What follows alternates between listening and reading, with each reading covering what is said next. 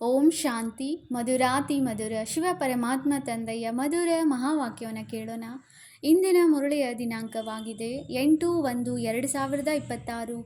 ಪ್ರಾತಃ ಮುರಳಿ ಬಾಪ್ತಾದ ಮಧುಬನ್. ಮಧುರ ಮಕ್ಕಳೇ, ಎಂದೂ ಮಿಥ್ಯ ಅಹಂಕಾರದಲ್ಲಿ ಬರಬೇಡಿ. ಈ ರಥಕ್ಕೂ ಬ್ರಹ್ಮ ತಂದೆಯ ರಥಕ್ಕೂ ಪೂರ್ಣ ಗೌರವ ಕೊಡಿ.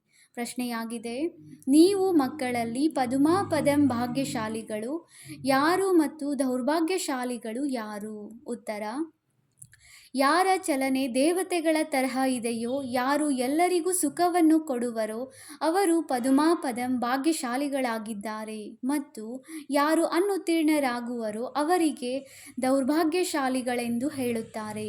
ಕೆಲವರು ಮಹಾನ್ ದೌರ್ಭಾಗ್ಯಶಾಲಿಗಳಾಗಿ ಬಿಡುತ್ತಾರೆ. ಅವರು ಎಲ್ಲರಿಗೆ ದುಃಖ ಕೊಡುತ್ತಿರುತ್ತಾರೆ. ಸುಖ ಕೊಡುವುದು ಅವರಿಗೆ ಗೊತ್ತೇ ಇಲ್ಲ. ತಂದೆಯು ತಿಳಿಸುತ್ತಾರೆ, ಮಕ್ಕಳೇ, ತಮ್ಮನ್ನು ಚೆನ್ನಾಗಿ ಸಂಭಾಲನೆ ಮಾಡಿಕೊಳ್ಳಿ, ಎಲ್ಲರಿಗೂ ಸುಖ ಕೊಡಿ, ಯೋಗ್ಯರಾಗಿ. ಓಂ ಶಾಂತಿ. ಆತ್ಮಿಕ ತಂದೆಯು ಆತ್ಮಿಕ ಮಕ್ಕಳಿಗೆ ತಿಳಿಸುತ್ತಾರೆ, ನೀವು ಈ ಪಾಠಶಾಲೆಯಲ್ಲಿ ಕುಳಿತು ಶ್ರೇಷ್ಠ ಪದವಿಯನ್ನು ಪಡೆಯುತ್ತೀರಿ, ಆಂತರ್ಯದಲ್ಲಿ ತಿಳಿದುಕೊಳ್ಳುತ್ತೀರಿ. ನಾವು ಬಹಳ ಶ್ರೇಷ್ಠಾತಿಶ್ರೇಷ್ಠ ಸ್ವರ್ಗದ ಪದವಿಯನ್ನು ಪಡೆಯುತ್ತೇವೆ.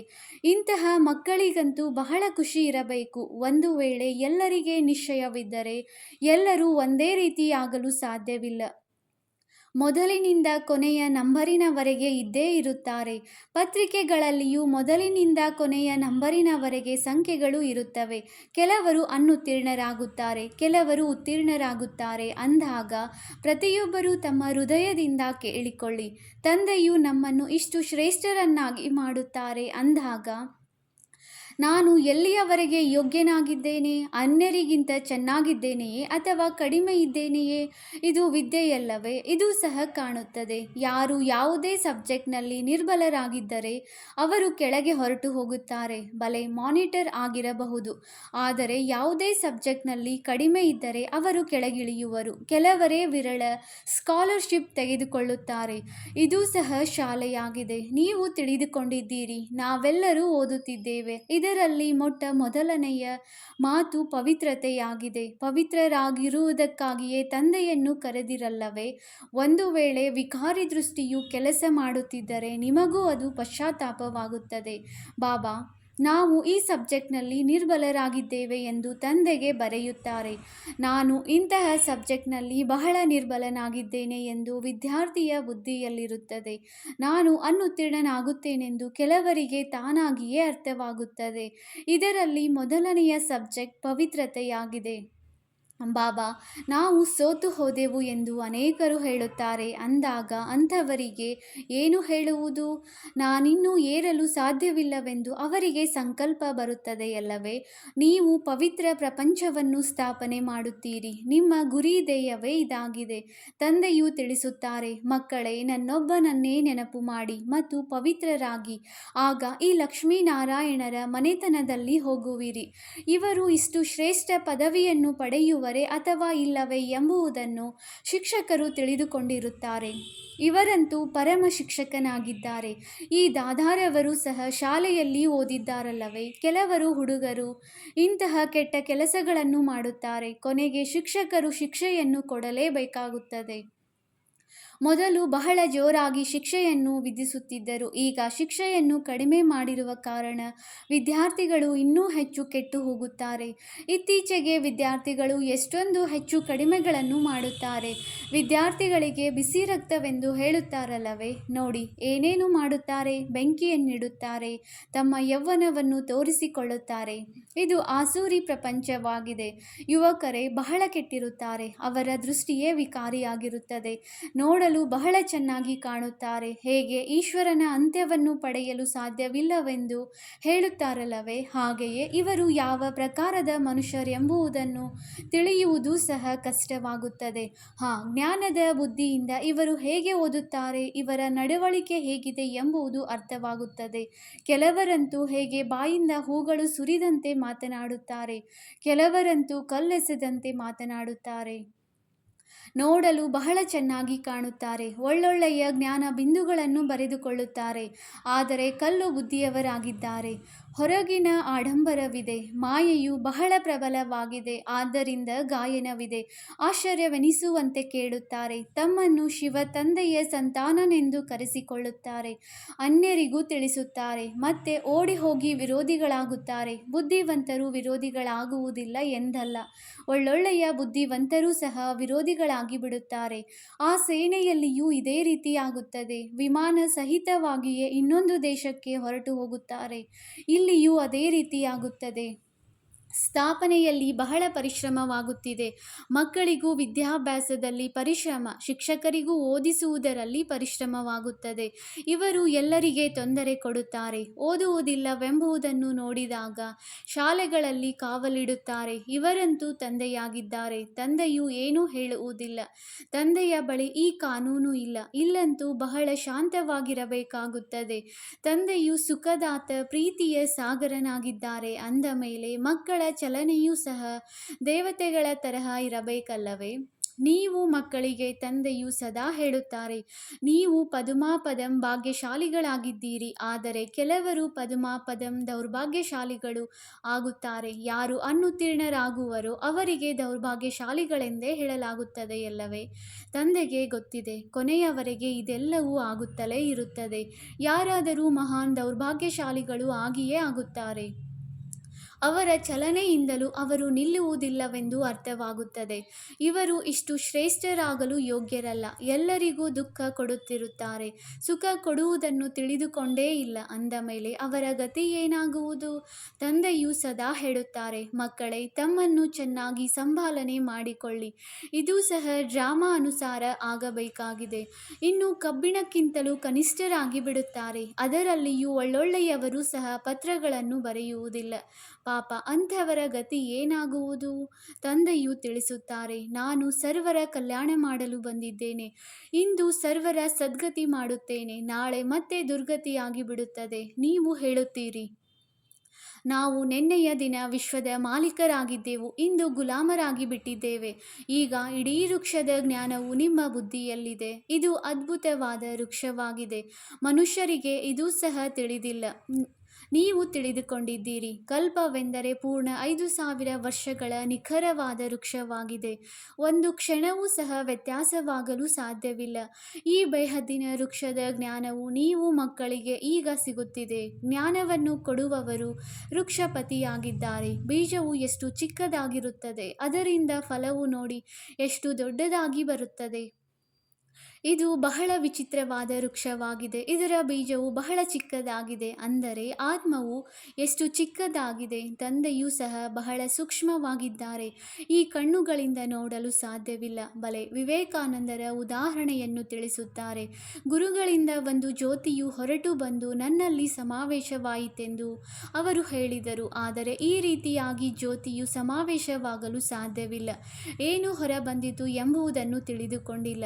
ಹೀಗೆ ಬಹಳಷ್ಟು ಸಾಕ್ಷಾತ್ಕಾರಗಳಾಗುತ್ತವೆ. ಆದರೆ ಅವರು ನಂಬಿಬಿಡುತ್ತಾರೆ ಮತ್ತು ಮಹಿಮೆಯನ್ನು ಮಾಡುತ್ತಾರೆ. ಆದರೆ ಭಗವಾನ್ ವಾಚ್, ಯಾವುದೇ ಮನುಷ್ಯರಿಗೆ ಮಹಿಮೆ ಇಲ್ಲ, ಕೇವಲ ದೇವತೆಗಳಿಗೆ ಮಹಿಮೆ ಇದೆ. ಮತ್ತು ಯಾರು ಈ ರೀತಿ ದೇವತೆಗಳನ್ನಾಗಿ ಮಾಡುವವರಿದ್ದಾರೆಯೋ ಅವರ ಮಹಿಮೆ ಇದೆ.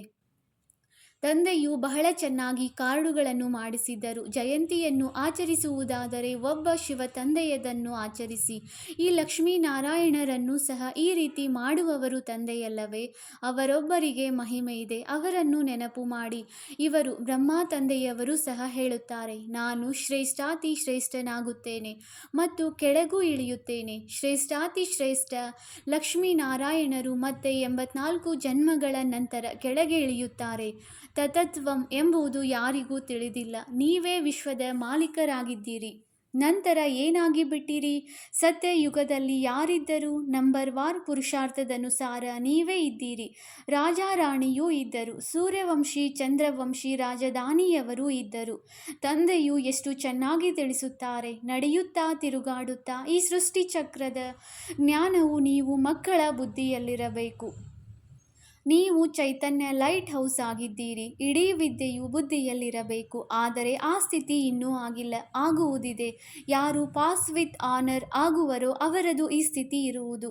ಇಡೀ ಜ್ಞಾನವು ಬುದ್ಧಿಯಲ್ಲಿರುವುದು. ಆಗಲೇ ತಂದೆಯ ಮುದ್ದಾದ ಮಕ್ಕಳು ಪ್ರಿಯ ಮಕ್ಕಳೆಂದು ಕರೆಸಿಕೊಳ್ಳುವರು. ಇಂತಹ ಮಕ್ಕಳ ಮೇಲೆ ತಂದೆಯು ಸ್ವರ್ಗದ ರಾಜ್ಯ ಭಾಗ್ಯವನ್ನು ಬಲಿಹಾರಿ ಮಾಡುತ್ತಾರೆ. ತಿಳಿಸುತ್ತಾರೆ, ನಾನು ರಾಜ್ಯಭಾರ ಮಾಡುವುದಿಲ್ಲ, ನಿಮಗೆ ರಾಜ್ಯ ಭಾಗ್ಯವನ್ನು ಕೊಡುತ್ತೇನೆ.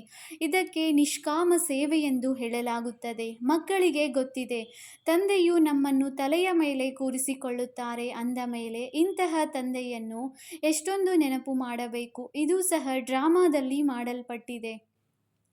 ತಂದೆಯು ಸಂಗಮ ಯುಗದಲ್ಲಿ ಬಂದು ಎಲ್ಲರಿಗೂ ಸದ್ಗತಿಯನ್ನು ಕೊಡುತ್ತಾರೆ. ನಂಬರ್ 1 ಪುರುಷಾರ್ಥದನುಸಾರ ನಂಬರ್ 1 ಅತಿ ಪವಿತ್ರರೇ ಕೊನೆಯಲ್ಲಿ ಅತಿ ಅಪವಿತ್ರರಾಗುವರು. ನೆನಪು ಪ್ರೀತಿಯಂತೂ ತಂದೆಯು ಎಲ್ಲರಿಗೂ ಕೊಡುತ್ತಾರೆ. ತಂದೆಯು ಎಷ್ಟು ಚೆನ್ನಾಗಿ ತಿಳಿಸಿಕೊಡುತ್ತಾರೆ ಎಂದು ಮಿಥ್ಯ ಅಹಂಕಾರವು ಬರಬಾರದು. ತಂದೆಯು ತಿಳಿಸುತ್ತಾರೆ, ಮಕ್ಕಳೇ ಎಚ್ಚರಿಕೆಯಿಂದಿರಿ, ಈ ರಥಕ್ಕೂ ಗೌರವ ಕೊಡಬೇಕು. ಇವರ ಮೂಲಕವೇ ನಾನು ತಿಳಿಸುತ್ತೇನೆ ಅಲ್ಲವೇ. ಮೊದಲು ಇವರು ಎಂದೂ ನಿಂದನೆಗೆ ಒಳಗಾಗಿರಲಿಲ್ಲ, ಎಲ್ಲರೂ ಪ್ರೀತಿ ಮಾಡುತ್ತಿದ್ದರು. ಈಗಂತೂ ನೋಡಿ ಎಷ್ಟೊಂದು ನಿಂದನೆಯನ್ನು ಅನುಭವಿಸುತ್ತಾರೆ. ಕೆಲವರು ವಿರೋಧಿಗಳಾಗಿ ಹೊರಟು ಹೋದರು ಅಂದ ಮೇಲೆ ಅವರ ಗತಿ ಏನಾಗುವುದು? ಅನುತ್ತೀರ್ಣರಾಗುತ್ತಾರಲ್ಲವೇ. ತಂದೆಯು ತಿಳಿಸುತ್ತಾರೆ, ಮಾಯೆಯು ಈ ರೀತಿ ಇದೆ, ಆದ್ದರಿಂದ ಬಹಳ ಎಚ್ಚರಿಕೆ ವಹಿಸಿ. ಮಾಯೆಯು ಯಾರನ್ನೂ ಬಿಡುವುದಿಲ್ಲ, ಎಲ್ಲ ಪ್ರಕಾರದ ಬೆಂಕಿಯನ್ನಿಡುತ್ತದೆ. ನನ್ನ ಮಕ್ಕಳೆಲ್ಲರೂ ಕಾಮಚಿತೆಯನ್ನೇರಿ ಕಪ್ಪು ಕಲ್ಲಿದ್ದಿಲಿನಂತೆ ಆಗಿಬಿಟ್ಟಿದ್ದಾರೆ. ಎಲ್ಲರೂ ಒಂದೇ ರೀತಿ ಇರುವುದಿಲ್ಲ, ಅಥವಾ ಎಲ್ಲರ ಪಾತ್ರವೂ ಒಂದೇ ರೀತಿ ಇಲ್ಲ. ಇದರ ಹೆಸರೇ ಆಗಿದೆ ವೇಶ್ಯಾಲಯ. ಎಷ್ಟೊಂದು ಬಾರಿ ಕಾಮಚಿತೆಯನ್ನೇರುತ್ತೀರಿ. ರಾವಣನು ಎಷ್ಟು ಪ್ರಬಲವಾಗಿದ್ದಾನೆ, ಬುದ್ಧಿಯನ್ನೇ ಪತಿತ ಮಾಡಿಬಿಡುತ್ತಾನೆ. ಇಲ್ಲಿ ಬಂದು ತಂದೆಯಿಂದ ಶಿಕ್ಷಣವನ್ನು ಪಡೆಯುವವರು ಸಹ ಈ ರೀತಿಯಾಗಿ ಬಿಡುತ್ತಾರೆ. ತಂದೆಯ ನೆನಪಿನ ವಿನಃ ಕುದೃಷ್ಟಿ ಎಂದೂ ಬದಲಾಗುವುದಿಲ್ಲ. ಆದ್ದರಿಂದ ಸೂರದಾಸರ ಕತೆ ಇದೆ. ಬಲೆ, ಇದು ಕಟ್ಟಿರುವ ಮಾತಾಗಿದೆ. ದೃಷ್ಟಾಂತವನ್ನು ಕೊಡುತ್ತಾರೆ. ಈಗ ನೀವು ಮಕ್ಕಳಿಗೆ ಜ್ಞಾನದ 3ನೆಯ ನೇತ್ರ ಸಿಕ್ಕಿದೆ. ಅಜ್ಞಾನವೆಂದರೆ ಅಂಧಕಾರವಾಗಿದೆ. ನೀನಂತೂ ಅಂಧ ಅಜ್ಞಾನಿಯಾಗಿದ್ದೀಯಾ ಎಂದು ಹೇಳುತ್ತಾರಲ್ಲವೇ. ಜ್ಞಾನವು ಗುಪ್ತವಾಗಿದೆ. ಇದರಲ್ಲಿ ಏನನ್ನೂ ಮಾತನಾಡುವ ಅವಶ್ಯಕತೆ ಇಲ್ಲ. 1 ಸೆಕೆಂಡಿನಲ್ಲಿ ಇಡೀ ಜ್ಞಾನವು ಬಂದು ಬಿಡುತ್ತದೆ. ಎಲ್ಲದಕ್ಕಿಂತ ಸಹಜ ಜ್ಞಾನವಾಗಿದೆ. ಆದರೂ ಸಹ ಮಾಯೆಯು ಅಂತ್ಯದವರೆಗೆ ಪರೀಕ್ಷೆ ತೆಗೆದುಕೊಳ್ಳುತ್ತಿರುತ್ತದೆ. ಈ ಸಮಯದಲ್ಲಂತೂ ಬಿರುಗಾಳಿಯ ಮಧ್ಯದಲ್ಲಿದ್ದೀರಿ. ಪಕ್ಕಾ ಆಗಿಬಿಟ್ಟರೆ ಮತ್ತೆ ಇಷ್ಟೊಂದು ಬಿರುಗಾಳಿಗಳು ಬರುವುದಿಲ್ಲ, ಬೀಳುವುದಿಲ್ಲ. ಮತ್ತೆ ನೋಡಿ, ನಿಮ್ಮ ವೃಕ್ಷವು ಎಷ್ಟು ವೃದ್ಧಿಯಾಗುತ್ತದೆ. ಪ್ರಸಿದ್ಧವಾಗಲೇಬೇಕಾಗಿದೆ. ಸ್ವಲ್ಪ ವಿನಾಶವಾಗಲಿ, ಆಗ ಎಲ್ಲರೂ ಎಚ್ಚೆತ್ತುಕೊಳ್ಳುತ್ತಾರೆ. ಮತ್ತೆ ತಂದೆಯ ನೆನಪಿನಲ್ಲಿ ಒಮ್ಮೆಲೆ ಹಿಡಿದುಕೊಂಡು ಬಿಡುತ್ತಾರೆ. ಇನ್ನೂ ಸ್ವಲ್ಪವೇ ಸಮಯವಿದೆ ಎಂಬುದು ಅರ್ಥವಾಗುತ್ತದೆ. ತಂದೆಯಂತೂ ಬಹಳ ಚೆನ್ನಾಗಿ ತಿಳಿಸುತ್ತಾರೆ, ಮಕ್ಕಳೇ ಪರಸ್ಪರ ಬಹಳ ಪ್ರೀತಿಯಿಂದ ನಡೆಯಿರಿ. ಕಣ್ಣು ಬಿಡಬೇಡಿ, ಅರ್ಥಾತ್ ರೋಷದಿಂದ ನೋಡಬೇಡಿ. ಕ್ರೋಧದ ಭೂತವು ಬರುತ್ತಿದ್ದಂತೆಯೇ ಚಹರೆಯೇ ಬದಲಾಗಿ ಬಿಡುತ್ತದೆ. ನೀವಂತೂ ಈ ಲಕ್ಷ್ಮೀನಾರಾಯಣರಂತಹ ಚಹರೆಯುಳ್ಳವರಾಗಬೇಕಾಗಿದೆ. ಗುರಿ ಧ್ಯೇಯವು ಸನ್ಮುಖದಲ್ಲಿದೆ. ಯಾವಾಗ ವರ್ಗಾವಣೆ ಆಗುವಿರೋ ಆಗ ಕೊನೆಯಲ್ಲಿ ಸಾಕ್ಷಾತ್ಕಾರವಾಗುತ್ತದೆ. ಹೇಗೆ ಆರಂಭದಲ್ಲಿ ಸಾಕ್ಷಾತ್ಕಾರವಾಯಿತೋ ಹಾಗೆಯೇ ಅಂತ್ಯದ ಸಮಯದಲ್ಲಿ ಬಹಳ ಪಾತ್ರವನ್ನು ನೋಡುತ್ತೀರಿ. ನೀವು ಬಹಳ ಖುಷಿಯಾಗುತ್ತೀರಿ. ಬೆಕ್ಕಿಗೆ ಚೆಲ್ಲಾಟ, ಇಲಿಗೆ ಪ್ರಾಣ ಸಂಕಟ, ಅಂತಿಮದಲ್ಲಿ ಬಹಳ ದೃಶ್ಯಗಳನ್ನು ನೋಡಬೇಕಾಗಿದೆ. ಆಗ ನಾವು ಇದನ್ನು ಮಾಡಿಬಿಟ್ಟೆವು ಎಂದು ಬಹಳ ಪಶ್ಚಾತ್ತಾಪ ಪಡುತ್ತಾರೆ. ಮತ್ತೆ ಅದಕ್ಕೆ ಬಹಳ ಕಠಿಣ ಶಿಕ್ಷೆಯೂ ಸಿಗುತ್ತದೆ. ತಂದೆಯು ಬಂದು ಓದಿಸುತ್ತಾರೆ, ಅವರ ಪ್ರತಿ ಗೌರವವನ್ನು ಇಡುವುದಿಲ್ಲವೆಂದರೆ ಶಿಕ್ಷೆಯೂ ಸಿಗುವುದು. ಯಾರು ವಿಕಾರದಲ್ಲಿ ಹೋಗುವರೋ ಅಥವಾ ಶಿವ ತಂದೆಗೆ ನಿಂದನೆ ಮಾಡಿಸಲು ನಿಮಿತ್ತರಾಗುವರೋ ಅವರಿಗೆ ಎಲ್ಲರಿಗಿಂತ ಕಠಿಣ ಶಿಕ್ಷೆಯೂ ಸಿಗುವುದು. ಮಾಯೆಯು ಶಕ್ತಿಶಾಲಿಯಾಗಿದೆ. ಸ್ಥಾಪನೆಯಲ್ಲಿ ಏನೇನಾಗುತ್ತದೆ? ನೀವಂತೂ ಈಗ ದೇವತೆಗಳಾಗುತ್ತೀರಲ್ಲವೇ. ಸತ್ಯಯುಗದಲ್ಲಿ ಅಸುರರಿರುವುದಿಲ್ಲ. ಇದು ಸಂಗಮದ ಮಾತಾಗಿದೆ. ಇಲ್ಲಿ ವಿಕಾರಿ ಮನುಷ್ಯರು ಎಷ್ಟೊಂದು ದುಃಖ ಕೊಡುತ್ತಾರೆ. ಕನ್ಯೆಯರನ್ನು ವಿವಾಹ ಮಾಡಿಕೊಳ್ಳಿ ಎಂದು ಹೊಡೆಯುತ್ತಾರೆ. ಸ್ತ್ರೀಯನ್ನು ವಿಕಾರಕ್ಕಾಗಿ ಎಷ್ಟೊಂದು ಎದುರಿಸುತ್ತಾರೆ. ಸನ್ಯಾಸಿಗಳು ಸಹ ಇರಲು ಸಾಧ್ಯವಾಗಲಿಲ್ಲ ಅಂದ ಮೇಲೆ ಇವರ್ಯಾರು ಪವಿತ್ರರಾಗಿದ್ದು ತೋರಿಸುತ್ತಾರೆ ಎಂದು ಹೇಳುತ್ತಾರೆ. ಮುಂದೆ ಹೋದಂತೆ ಖಂಡಿತ ತಿಳಿದುಕೊಳ್ಳುವರು. ಪವಿತ್ರತೆ ಇಲ್ಲದೆ ದೇವತೆಗಳಾಗಲು ಸಾಧ್ಯವಿಲ್ಲ. ನೀವು ತಿಳಿಸುತ್ತೀರಿ, ನಮಗೆ ಇಷ್ಟೊಂದು ಪ್ರಾಪ್ತಿಯಾಗುತ್ತದೆ, ಆದ್ದರಿಂದ ಬಿಟ್ಟಿದ್ದೇವೆ. ಭಗವಾನ್ ವಾಚ್, ಕಾಮ ಜೀತರೆ ಜಗಜ್ಜೀತರು. ಇಂತಹ ಲಕ್ಷ್ಮೀನಾರಾಯಣರಾಗುತ್ತೀರೆಂದರೆ ಏಕೆ ಪವಿತ್ರರಾಗಬಾರದು? ಮಾಯೆಯು ಬಹಳ ಸತಾಯಿಸುತ್ತದೆ. ಉನ್ನತ ವಿದ್ಯೆಯಲ್ಲವೇ ತಂದೆಯು ಬಂದು ಓದಿಸುತ್ತಾರೆ. ಇದನ್ನು ಮಕ್ಕಳು ಚೆನ್ನಾಗಿ ಸ್ಮರಣೆ ಮಾಡುವುದಿಲ್ಲ. ಆದ್ದರಿಂದ ಮತ್ತೆ ಮಾಯೆಯು ಪೆಟ್ಟು ಕೊಡುತ್ತದೆ. ಮಾಯೆಯು ಬಹಳ ಉಲ್ಲಂಘನೆ ಮಾಡಿಸುತ್ತದೆ. ಅಂಥವರ ಗತಿ ಏನಾಗುವುದು? ಮಾಯೆಯು ಎಷ್ಟು ನಿರ್ಲಕ್ಷ್ಯರನ್ನಾಗಿ ಮಾಡಿಬಿಡುತ್ತದೆ. ಅಹಂಕಾರದಲ್ಲಿ ತೆಗೆದುಕೊಂಡು ಬರುತ್ತದೆ. ಮಾತೆ ಕೇಳಬೇಡಿ, ನಂಬರ್ ವಾರ್ ರಾಜಧಾನಿಯಾಗುತ್ತದೆ ಅಂದ ಮೇಲೆ ಯಾವುದೋ ಕಾರಣದಿಂದಲೇ ಆಗುತ್ತದೆಯಲ್ಲವೇ? ಈಗ ನಿಮಗೆ ಭೂತ, ಭವಿಷ್ಯತ್, ವರ್ತಮಾನದ ಜ್ಞಾನವೂ ಸಿಗುತ್ತದೆ ಅಂದ ಮೇಲೆ ಎಷ್ಟು ಚೆನ್ನಾಗಿ ಗಮನ ಕೊಡಬೇಕಾಗಿದೆ. ಅಹಂಕಾರವು ಬಂದರೆ ಅವರು ಸತ್ತರು. ಮಾಯೆಯು ಒಮ್ಮೆಲೆ ಕನಿಷ್ಠರನ್ನಾಗಿ ಮಾಡಿಬಿಡುತ್ತದೆ. ತಂದೆಯ ಉಲ್ಲಂಘನೆಯಾಯಿತೆಂದರೆ ಮತ್ತೆ ತಂದೆಯನ್ನು ನೆನಪು ಮಾಡಲು ಸಾಧ್ಯವಾಗುವುದಿಲ್ಲ. ಒಳ್ಳೆಯದು. ಮಧುರಾತಿ ಮಧುರ ಅಗಲಿ ಹೋಗಿ ಮರಳಿ ಸಿಕ್ಕಿರುವ ಮಕ್ಕಳ ಪ್ರತಿ ಮಾತಾಪಿತೆ ಬಾಪ್ದಾದಾರವರ ನೆನಪು, ಪ್ರೀತಿ ಹಾಗೂ ಸುಪ್ರಭಾತ. ಆತ್ಮಿಕ ಮಕ್ಕಳಿಗೆ ಆತ್ಮಿಕ ತಂದೆಯ ನಮಸ್ತೆ. ನಾವು ಆತ್ಮಿಕ ಮಕ್ಕಳಿಂದ ಆತ್ಮಿಕ ತಂದೆಗೆ ನೆನಪು, ಪ್ರೀತಿ ಹಾಗೂ ನಮಸ್ತೆ ನಮಸ್ತೆ ನಮಸ್ತೆ. ಧಾರಣೆಗಾಗಿ ಮುಖ್ಯ ಸಾರ. ಪಾಯಿಂಟ್ ನಂಬರ್ 1, ಪರಸ್ಪರ ಬಹಳ ಪ್ರೀತಿಯಿಂದ ನಡೆದುಕೊಳ್ಳಬೇಕಾಗಿದೆ. ಎಂದು ಕ್ರೋಧದಲ್ಲಿ ಬಂದು ಒಬ್ಬರು ಇನ್ನೊಬ್ಬರನ್ನು ರೋಷದಿಂದ ನೋಡಬಾರದು. ತಂದೆಯ ಉಲ್ಲಂಘನೆ ಮಾಡಬಾರದು. Point number 2, pass with honour ಆಗಲು ವಿದ್ಯೆಯನ್ನು ಬುದ್ಧಿಯಲ್ಲಿಟ್ಟುಕೊಳ್ಳಬೇಕು. ಚೈತನ್ಯ ಲೈಟ್ ಹೌಸ್ ಆಗಬೇಕಾಗಿದೆ. ದಿನ ರಾತ್ರಿ ಬುದ್ಧಿಯಲ್ಲಿ ಜ್ಞಾನವು ಸುತ್ತುತ್ತಿರಲಿ. ವರದಾನ: ಸರ್ವಶಕ್ತಿವಂತ ತಂದೆಯ ಅಧಿಕಾರದಿಂದ ಪ್ರತಿಯೊಂದು ಕಾರ್ಯವನ್ನು ಸಹಜಗೊಳಿಸುವಂತಹ ಸದಾ ಅಟಲ ನಿಶ್ಚಯ ಬುದ್ಧಿ ಭವ. ನಾವು ಎಲ್ಲ ಕಾರ್ಯಗಳನ್ನು ಸರ್ವಶ್ರೇಷ್ಠ ಸರ್ವಶಕ್ತಿವಂತ ತಂದೆಯ ಅಧಿಕಾರದಿಂದ ಮಾಡುವವರಾಗಿದ್ದೇವೆ. ಇಷ್ಟು ಅಟಲ ನಿಶ್ಚಯವಿರಲಿ. ಅದನ್ನೆಂದಿಗೂ ಯಾರೂ ಮುರಿಯಲು ಸಾಧ್ಯವಾಗಬಾರದು. ಇದರಿಂದ ಎಷ್ಟೇ ದೊಡ್ಡ ಕಾರ್ಯವನ್ನು ಮಾಡುತ್ತಿದ್ದರೂ ಅತಿ ಸಹಜವೆಂಬಂತೆ ಅನುಭವ ಮಾಡುವಿರಿ. ಹೇಗೆ ವರ್ತಮಾನದಲ್ಲಿ ವಿಜ್ಞಾನಿಗಳು ಇಂತಹ ಯಂತ್ರವನ್ನು ತಯಾರು ಮಾಡಿಟ್ಟಿದ್ದಾರೆ. ಅದರಿಂದ ಯಾವುದೇ ಪ್ರಶ್ನೆಗೆ ಉತ್ತರವನ್ನು ಸಹಜವಾಗಿಯೇ ಸಿಕ್ಕಿಬಿಡುತ್ತದೆ. ಬುದ್ಧಿಯನ್ನು ಉಪಯೋಗಿಸುವುದರಿಂದ ಮುಕ್ತರಾಗಿ ಬಿಡುತ್ತಾರೆ. ಅದೇ ರೀತಿ ಸರ್ವಶಕ್ತಿವಂತನ ಅಧಿಕಾರವನ್ನು ತಮ್ಮ ಮುಂದೆ ಇಟ್ಟುಕೊಳ್ಳುತ್ತೀರೆಂದರೆ ಎಲ್ಲ ಪ್ರಶ್ನೆಗಳ ಉತ್ತರವು ಸಹಜವಾಗಿ ಸಿಕ್ಕಿಬಿಡುವುದು ಹಾಗೂ ಸಹಜ ಮಾರ್ಗದ ಅನುಭೂತಿಯಾಗುವುದು. ಸ್ಲೋಗನ್: ಏಕಾಗ್ರತೆಯ ಶಕ್ತಿಯು ಪರವಶ ಸ್ಥಿತಿಯನ್ನು ಪರಿವರ್ತನೆ ಮಾಡಿಬಿಡುತ್ತದೆ. ಅವ್ಯಕ್ತ ಸೂಚನೆ: ಈ ಅವ್ಯಕ್ತ ಮಾಸದಲ್ಲಿ ಬಂಧನ ಮುಕ್ತರಾಗಿ ಜೀವನ್ಮುಕ್ತ ಸ್ಥಿತಿಯ ಅನುಭವ ಮಾಡಿರಿ. ಬ್ರಾಹ್ಮಣ ಜೀವನದ ನಿಜವಾದ ರಸ ಮಜಾ ಜೀವನ್ಮುಕ್ತ ಸ್ಥಿತಿಯಲ್ಲಿದೆ.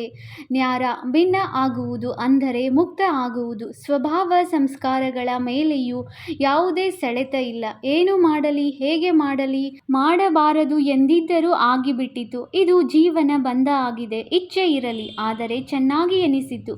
ಶಿಕ್ಷಣ ನೀಡಬೇಕಿತ್ತು, ಆದರೆ ಕೋಪ ಬಂದು ಬಿಟ್ಟಿತು. ಇದು ಜೀವನ ಬಂಧನದ ಸ್ಥಿತಿಯಾಗಿದೆ. ಬ್ರಾಹ್ಮಣ ಅಂದರೆ ಬಂಧನ ಮುಕ್ತ, ಜೀವನ್ಮುಕ್ತ. ಬ್ರಾಹ್ಮಣ ಆತ್ಮ ಎಂದಿಗೂ ಇಂತಹ ಯಾವುದೇ ಬಂಧನದಲ್ಲಿ ಬಂಧಿಸಲ್ಪಡುವುದಿಲ್ಲ. ಓಂ ಶಾಂತಿ.